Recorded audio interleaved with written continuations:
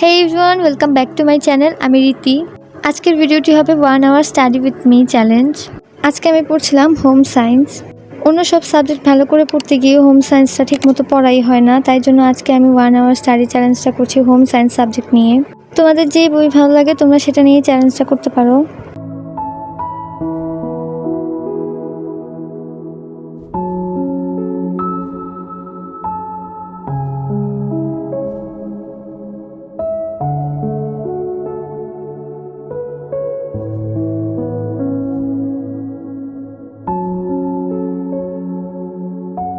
আমি প্রতিটা সাবজেক্ট 1.5 ঘন্টা করে পড়ি অ্যান্ড প্রত্যেক আধা ঘন্টা পর 5 মিনিটের একটা ছোট্ট ব্রেক নেই। অ্যান্ড তোমরা একটা সাবজেক্ট কতক্ষণ সময় নিয়ে পড়ো কমেন্টে লিখো।